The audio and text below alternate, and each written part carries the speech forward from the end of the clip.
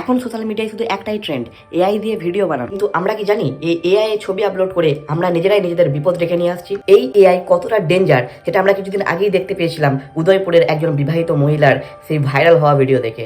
তোমাদের মতোই সেও এই ট্রেন্ড ফলো করতে যে এআইতে ফটো আপলোড করে এবং তার পরিবর্তে কি হয় না, তার নোংরা ভিডিও ভাইরাল হয় সোশ্যাল মিডিয়াতে এআই এর মাধ্যমে দিয়ে, এবং তাকে বিভিন্ন রকমভাবে ব্ল্যাকমেল করা হয়। পুনের এই নিশা বলে মেয়েটি, সে ফুল হাতা সালোয়ার কামিজ পরে একটা ফটো এআইকে দেয় এবং এআই সেই লাল বা কালো শাড়ি পরা, স্লিভলেস ব্লাউজের শাড়ি পরা ফটো আপলোড করে দেয়। কিন্তু এতদূর পর্যন্ত সবই ঠিক ছিল, কিন্তু তারপর দেখা গেল একটা মারাত্মক জিনিস কি না, তার বাঁ হাতে একটা তিল এআই তাকে বানিয়ে দেয় এবং সে যখন ভালো করে তাকে লক্ষ্য করে দেখে যে সত্যি তার বাঁ হাতে একটা তিল ছিল।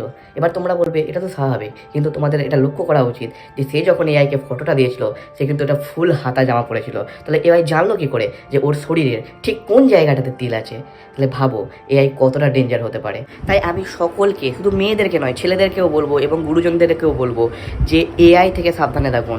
হ্যাঁ, এআই ব্যবহার করবেন, কিন্তু নিজের পার্সোনাল, নিজের ফটো, নিজের ফোন নাম্বার, নিজের অ্যাড্রেস, নিজের পার্সোনাল ডিটেলস এআই এর সঙ্গে শেয়ার করবেন না প্লিজ। আর আপনারা যারা জ্ঞানী মানুষরা আছেন তারা যদি ভাবেন যে আপনারা এআই নামে কেস করবেন, কিন্তু সেটা সম্ভব নয়, কারণ এআই তাদের আগেই বলে দিয়েছে যে তারা তাদের সমস্ত ডাটা, তারা সমস্ত ফটো যে কোনো জায়গায় বিক্রি করতে পারে এবং যে কোনো জায়গায় ইউজ করতে পারে। কেউ কিছু করতে পারবেন না। এবং আপনারা যখন এআই ইউজ করেন তখন আপনারা সব পারমিশন অ্যালাউ করেই তারপরে ইউজ করতে পারেন।